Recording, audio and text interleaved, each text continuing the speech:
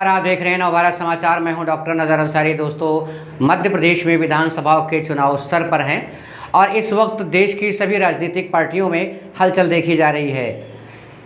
चारों तरफ से जो सर्वे आ रहा है, उस सर्वे से ऐसा लग रहा है कि इस बार भारतीय जनता पार्टी की नैया डगमगाती हुई नजर आ रही है। हालात को देखते हुए नरेंद्र मोदी की भी चिंताएं बढ़ती हुई नजर आने लगी हैं। जैसा कि आप जानते हैं कि मध्य प्रदेश में 18 सालों से भारतीय जनता पार्टी की सरकार है। 18 सालों में भारतीय जनता पार्टी से लोगों की नाराज़गी भी देखी जा रही है। नाराज़गी के चलते क्या मध्य प्रदेश की जनता इस बार करना चाहती है, ये तो भविष्य के गर्भ में है।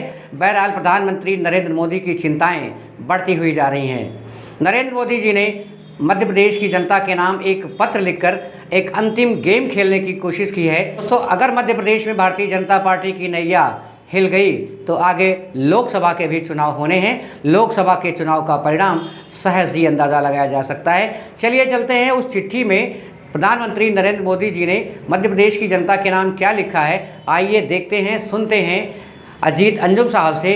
वो पूरी डिटेल जानकारी आपको देंगे कि प्रधानमंत्री नरेंद्र मोदी जी का क्या नज़रिया है और उनकी चिंताएं किस तरह से बढ़ती हुई नज़र आ रही हैं और अपनी उन चिंताओं को ख़त्म करने के लिए भारतीय जनता पार्टी को आगे लाने के लिए नरेंद्र मोदी जी ने चिट्ठी में क्या लिखा है। आइए सुनते हैं।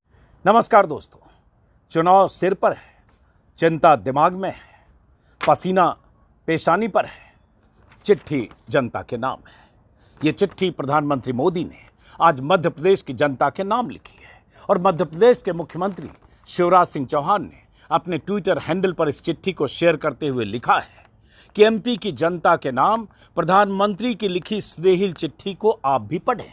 तो आज इस चिट्ठी को हम भी पढ़ेंगे, आपको भी सुनाएंगे और आपको ये भी बताएंगे कि चिट्ठी के पीछे मकसद क्या है, आखिर प्रधानमंत्री मोदी की मंशा क्या है, क्यों प्रधानमंत्री मोदी ने स्नेहिल चिट्ठी लिखी तब जब चुनाव में कुछ वक्त बाकी है, तारीखें नजदीक आ रही है। जैसा कि आप जानते हैं 17 नवंबर को मध्य प्रदेश में चुनाव है। बीजेपी की तरफ से 136 सीटों पर उम्मीदवारों का ऐलान हो चुका है। कांग्रेस की तरफ से 144 सीटों पर ऐलान हो चुका है।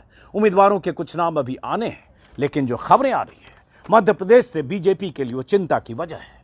हर कोने से, हर इलाके से खबर ये आ रही है कि इस बार बीजेपी की हालत कांग्रेस के मुकाबले कमजोर है। हर तरफ से बीजेपी के शीर्ष नेतृत्व को यह पता चल रहा है कि इस बार सत्ता में बीजेपी के लिए वापस करना बहुत बड़ी बात होगी, करीब करीब मुश्किल है। आज की तारीख में नाराजगी जनता में है, किसानों में है, युवाओं में है, बेरोजगारों में है, गांवों में है, शहरों में है। और ये लगातार जानकारियां, हर तरह के सर्वे प्रधानमंत्री मोदी की बेचैनी बढ़ा रहे हैं। और प्रधानमंत्री मोदी अब जब उन्हें लग रहा है कि मध्य प्रदेश की राह आसान नहीं है, 18 सालों तक एमपी की सत्ता पर काबिज बीजेपी इस बार सत्ता से बेदखल हो सकती है, तब प्रधानमंत्री मोदी आखिरी वक्त में आखिरी चाल चलते हुए पूरे चुनाव को अपने कंधे पर लाना चाहते हैं, अपने नाम से चुनाव लड़ना चाहते हैं, विधानसभा चुनाव का चेहरा खुद होना चाहते हैं। वो चाहते हैं कि इस चुनाव में जनता, मतदाता मोदी को ही चेहरा माने, मोदी के नाम पर ही वोट दे। इसलिए आखिरी हथियार के तौर पर ऐसी चिट्ठी और आने वाले दिनों में बहुत कुछ पोस्टर, बैनर, अपीलें, सब कुछ आप देखेंगे। मामा गायब होंगे, मोदी सामने होंगे। और ऐसे भी मामा के सामने मोदी जी ने दिल्ली से 7 सांसदों को तो भेज ही दिया है, जिसमें 3 केंद्रीय मंत्री हैं। उन 7 में से 4 खुद मुख्यमंत्री के दावेदार और उम्मीदवार हैं। मामा तो ऐसे भी हाशिए पर होंगे अगर सरकार वापस बीजेपी की बनी तो, लेकिन बनेगी क्या?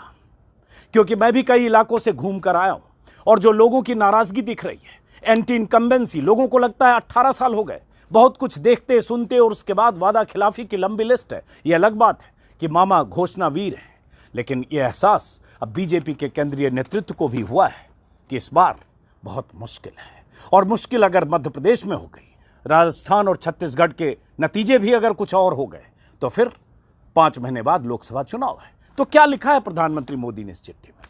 प्रधानमंत्री मोदी ने, और क्यों लिखा है? प्रधानमंत्री मोदी ने लिखा है, मेरे प्यारे मध्य प्रदेश वासियों, मां नर्मदा की इस पावन धरा को प्रणाम।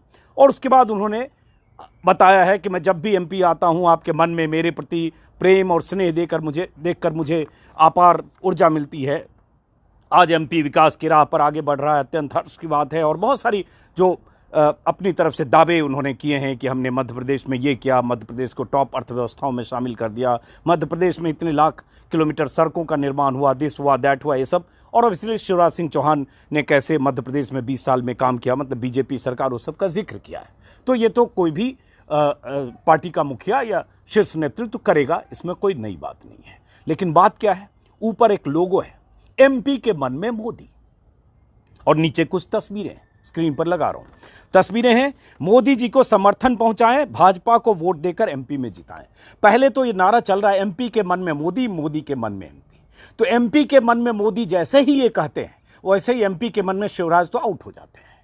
मतलब मोदी ने इस चुनाव को, ऐसे हर चुनाव में चेहरा बनने की कोशिश करते हैं, या चेहरा बनते हैं, या चेहरा उन्हें बनाया जाता है। जहां शिकस्त मिलती है, जहां हार होती है, हार का ठीकरा फोड़ने के लिए नए लोग तलाश लिए जाते हैं, या उस राज्य का नेता, नेतृत्व या जेपी नड्डा मिल जाते हैं। लेकिन जहां बीजेपी जीतती है, वहां जीत का पूरा सेहरा मोदी जी के माथे पर बांधा जाता है। पार्टी मुख्यालय में मोदी जी आते हैं, बड़ा सा 100 किलो का हार मोदी जी के गले में डाल दिया जाता है। मुश्किल से उसमें एक तरफ जेपी नड्डा के लिए थोड़ी जगह मिलती है, एक तरफ अमित शाह के लिए जगह मिलती है, लेकिन वो जीत की तस्वीर होती है। हार के वक्त मोदी भी गायब होते हैं, जेपी नड्डा भी गायब होते हैं, अमित शाह भी गायब होते हैं, और राज्य नेतृत्व पर उसका ठिकरा फोड़ा जाता है। यहां अब सवाल यह है कि अगर मोदी जी सीधे सीधे मध्य प्रदेश का चुनाव अपने नाम पर लड़ रहे हैं, शिवराज सिंह को एक तरह से किनारे किया गया। शिवराज सिंह भावनात्मक अपीलें अपनी योजनाओं को लेकर, लाडली बहन योजना को लेकर, उन्होंने जो काम किया है 18 सालों में या 16 साल में, खुद 2 साल बाद मुख्यमंत्री बने थे शिवराज सिंह चौहान,